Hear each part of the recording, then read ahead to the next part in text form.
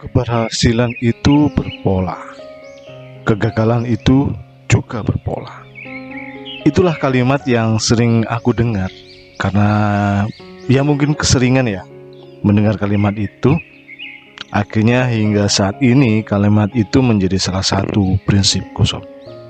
Menariknya lagi, sob, bila kita telisik lebih dalam lagi bahwa keberhasilan itu semua bukan dari 100% keberhasilan kecil yang kita akumulasikan.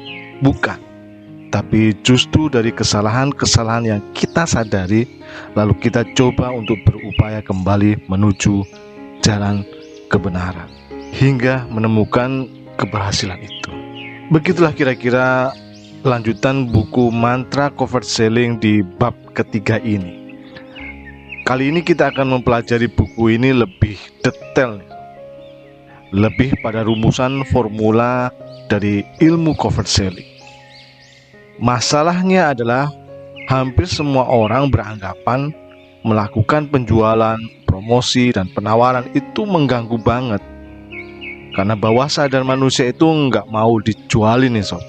Semakin kita memaksa untuk jualan, semakin malas orang-orang mendekat pada kita.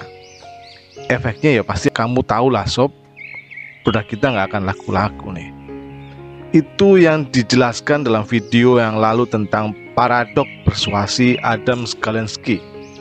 Kalau ingin lebih tahu paradoks persuasi, video tentang ini gitu ya, bisa cek di deskripsi.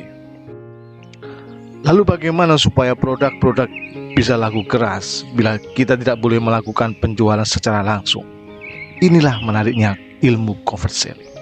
Convert selling itu adalah teknik selling ya, tanpa melakukan penawaran, sob.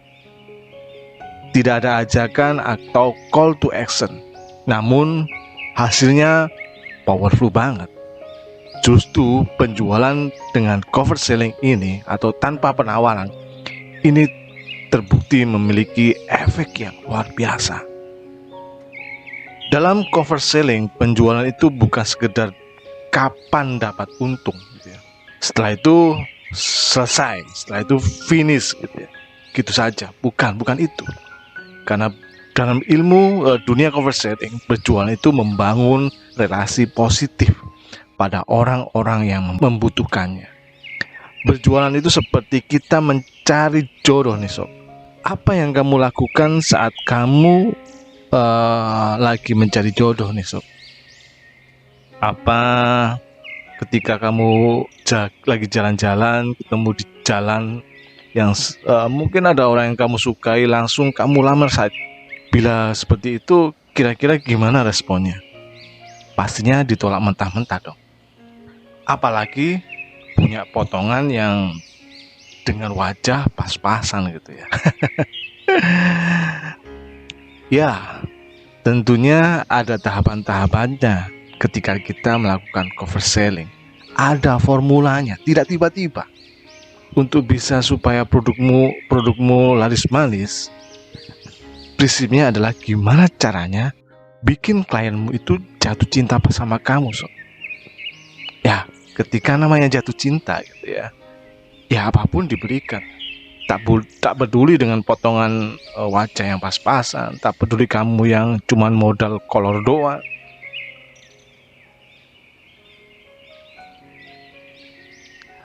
Ada 6 tahap convert selling yang mesti kamu lakukan, satu demi satu. Oke, sebelum saya uraikan satu persatu 6 tahapan convert selling ini, ya seperti biasanya, saya akan menganalogikan dalam bentuk sebuah cerita atau storytelling. Ya, bisa jadi story ini diambil dari pengalaman pribadiku, atau mungkin lebih tepatnya orang-orang yang pernah aku wawancarai. Bila kamu nonton video sebelumnya di channel ini, channel Cukup Dengerin Aja, pasti kamu akan mengenal si Bos Bejo, ya kan? Nah, itu beberapa video yang lalu saya telah membahas tentang si Bos Bejo ini. Ya, Bos Bejo yang gagap, bicaranya gagu, tapi dia top sales yang mampu menandingi para sales rata-rata hingga mencapai level tertinggi di dalam puncak piramida di komunitas penjualan di negeri ini. Laki-laki ini memang kesulitan dalam berkomunikasi, namun mampu menaklukkan hati klien-kliennya. Bukan lewat kualitas bicaranya atau cara bicaranya, tidak, tapi lebih dari konsisten dan persisten dalam menjalankan teknik conversationnya. Hidupnya sebagian besar bahkan semuanya adalah tentang conversating. Bahkan dalam perjalanan cintanya tak lepas dari conversating. Oke, langsung saja ceritanya. Ada namanya seorang gadis namanya Agnes. Ya, namanya Agnes. Gadis ideal versi Bejo ini. Wajahnya imut, dia berparas mirip-mirip seperti Inara Rusli pada masa itu gitu ya. Agnes kembang kota yang sangat susah ditaklukin oleh pemuda-pemuda kota. Ada Richard, pemuda yang sangat gagah, penuh prestasi, dulu bintang kampus di masanya. Ya karena dia memang jago basket ya. Juga segudang banyak prestasi. Dan kini kehidupan yang terlihat serba mapan, hal-hal yang menonjol itu ternyata tidak mampu nih sob untuk meruntuhkan hati Agnes. Ada juga Raden, anak konglomerat yang selalu memamerkan mobil-mobil mewah, mobil-mobil tercanggih di generasi barunya milik ayahnya. Sudah pasti Raden sangatlah mampu mentraktir, memberikan, juga menawarkan hal-hal yang mungkin dia anggap romantis kebanyakan gadis-gadis lainnya. Sayangnya itu pun tidak mampu mencairkan gunung es yang menjulang kokoh di hati Agnes. Dan masih banyak lagi belasan pemuda yang mencoba mengambil hati Agnes. Semua pemuda-pemuda itu seperti angin lalu bagi Agnes. Bejo, pemuda berperawakan tanggung yang sudah hampir 3 tahun ini dalam dunia perselesan. Beberapa orang masih menganggap Bejo adalah sales cupu. Dan si Bejo ini tertarik sama Agnes. Hanya saja saat melihat kompetitornya yang menurut dia memiliki modal di atas rata-rata miliknya, dia minder. Apa yang bisa dia tonjolkan untuk menggait hati Agnes ini? Ya, lalu dia mengurungkan niatnya untuk mendapatkan hati Agnes.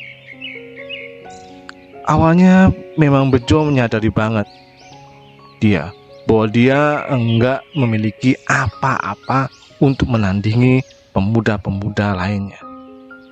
Dan lagi dia itu kalau bicara gagap gitu ya, ucapannya gagu, selalu terbata-bata, sulit untuk diterjemahkan. Lalu gimana bisa menghadapi wanita idamannya? Ya, makin hancur kepercayaan dirinya untuk mendekati Agnes. Cukup lama dia memendam emosinya, meredam semua impian-impiannya. Tapi tidurnya jadi gelisah, makan pun tidak enak. Rasa suka dan marah bergulat jadi satu. Terkadang mengetuk dirinya, kemudian mengutuki kedua orang tuanya, mengutuki keadaan, bahkan nyaris protes pada Tuhan Sang Pengendali Semesta. Dan suatu ketika, "Aku selalu sama kamu, Jo." Sebuah apresiasi yang diberikan Ko Mayun kepada Bejo, salah satu klien yang telanjur terpikat oleh Bejo. Karena telanjur terpikat, maka berapapun yang ditawarkan Bejo selalu diborong sama Ko Mayun. Bahkan Koko satu ini enggak segan-segan mereferalkan Bejo kepada lingkaran koleganya. Bukan produknya yang direferalkan, tapi Bejonya direferalkan. Sehingga Bejo ini bisa ngembangin jaringan penjualan Ini yang membuat penjualannya pelan-pelan tapi pasti merangkak meningkat. Lalu dari ke hari, minggu ke minggu, bulan ke bulan, hingga 1 tahun berhasil melebihi target ditentukan oleh supervisornya. Ping gitu ya. Dia langsung sadar, nyadari betul bahwa ternyata kelebihannya selama ini yang dia bandingkan, ya kelebihan selama ini itu adalah cover selling. Kenapa teknik cover selling ini tidak aku gunakan untuk menaklukkan hati Agnes? Tanya Bejo di dalam hati secara gagap. Maka dirancanglah strategi bagaimana caranya mengalahkan hati Agnes melalui cover selling. Ya, hampir selama 3 pekan Bejo mengamati aktivitas Agnes. Begitu juga orang-orang atau lingkaran di sekitar Agnes. Beberapa kali Bejo mengajak ngobrol teman-teman yang dikenal cukup dekat dengan Agnes ini. Melalui pengamatan, melalui pendengaran gitu ya. Akhirnya Bejo tahu apa kebutuhan Agnes. Dan inilah menjadi catatan penting kenapa para pemuda itu tak mampu membuat Agnes jatuh cinta pada mereka. Oleh karena itu, Bejo mati-matian berlatih woodcrafting. Ya, cukup lama dia berlatih, hingga 3 bulan kepada ahlinya. Bejo melihat ada peluang yang untuk mendekati Agnes. Dia melihat Agnes memiliki aktivitas unik yang enggak dilakukan gadis-gadis kebanyakan. Yaitu apa? Ngumpulin kayu-kayu bekas. Pas Agnes kesulitan mendapatkan kayu-kayu bekas, Bejo hadir membawakan kayu bengkirai. Kayu ini adalah kayu Kalimantan yang digemari sama Agnes. Karena kayu bengkirai itu adalah kunci membuka pintu untuk mendekati Agnes. Hampir seminggu sekali, 2 kali Bejo mendatangi Agnes membawa kayu-kayu bekas untuk dijadikan woodcrafting. Lama-kelamaan, ini yang membuat Agnes menjadi lebih mengenal Bejo. Sekali Bejo mengajari bagaimana cara membuat woodcrafting yang bernilai seni tinggi. Agnes suka. Agnes menjadi lengket sama Bejo. Dia seperti merasa bersama sosok malaikat tak bersayap di saat dia butuh. Ini bikin Agnes makin sadar, makin lebih mengenal kepribadian Bejo. Ya, kepribadian Bejo yang simpel, sederhana, tidak terlalu bertele-tele, tidak terlalu menonjolkan sosok dirinya yang dibuat-buat, namun selalu ada di saat dibutuhkan. Menurut Agnes, Bejo sangat berbeda dengan pemuda-pemuda kebanyakan yang terlalu banyak menawarkan kecanggihan, benefit, dan fitur-fitur yang itu tidak dan bukan dirinya secara orisinil. Mereka dianggap pretending, berpura-pura, terlihat enggak tulus di mata Agnes. Semakin lama, semakin dekat akhirnya Bejo dan Agnes jadi sadar. Mereka memiliki kesamaan, yaitu sama-sama tidak percaya diri terhadap lingkungan baru. Mereka juga sadar sama-sama memiliki passion di bidang seni. Hanya saja berbeda pilihan seninya. Agnes suka seni kerajinan kayu. Bejo sangat suka seni penjualan. Entah kenapa tiba-tiba hati Agnes merasakan jatuh cinta sama Bejo. Begitupun perasaan Bejo kepada Agnes. Bejo berusaha ingin menyampaikan rasa cintanya dengan elegan. Maka diajaklah Agnes dalam Art Gallery Opening Celebration di salah satu milik seniman terkenal yang juga klien Bejo. Di acara itulah Bejo berencana menyatakan cintanya dan melamar Agnes. Sayangnya Bejo terlambat. Di saat ingin mengungkapkan perasaannya, Agnes terlebih dahulu mengungkapkan perasaan pada Bejo. dan kemudian akhirnya mereka jadian. Kemudian sesegera mungkin mereka merencanakan pernikahan. Menarik bukan? Sehingga apapun yang diminta Bejo selama itu tidak berlebihan, Agnes akan dengan sukarela memberikannya. Oke sahabat, dengar cerita ini sebenarnya adalah tentang dunia penjualan, khususnya tentang ilmu cover selling. Dan itu sangat-sangat dekat aktivitas kamu selama ini, bila kamu menyadarinya. Bila saya coba menganalogikan, kalau dalam cerita ini Agnes adalah klien-klien kamu gitu ya. Dan bila kamu saat ini adalah seorang sales atau pembisnis, maka pertanyaan adalah, apakah kamu itu bejo? Ya, kalau saya boleh menilai, bukan. Saya sangat yakin bahwa kamu bukanlah bejo. Mungkin kamu adalah seorang Richard atau Raden dalam cerita ini, yang saat jualan selama ini telah mengunggul-unggulkan produk kamu tanpa memahami apa kebutuhan klien kamu. Atau saat jualan kamu langsung menawarkan tanpa melalui tahapan-tahapan seperti tahapan cover selling dalam cerita Bejo dan Agnes ini. Ya. Dan sebenarnya cerita Bejo Agnes ini adalah, kalau kita coba bedah satu persatu, itu ada 6 tahapan sobat yang dilakukan oleh Bejo. Apa saja itu? Oke. Yang pertama, bangun kedekatan dengan dia.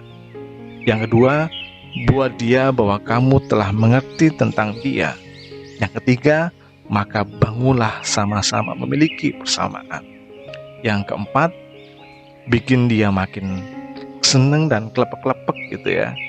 Kelima, makin lebih dekat sama kamu. Dan keenam, tembak dia dengan cara-cara yang elegan. Lakukan ini. Oke sobat dengar, untuk memahami langkah-langkah cover selling yang sudah saya uraikan tadi, supaya kamu lebih mudah mencernanya gitu ya, coba kamu ceritakan bagaimana Bejo menerapkan 6 langkah cover selling ini dalam menaklukkan hati Agnes. Silakan tulis di kolom komentar. Terima kasih.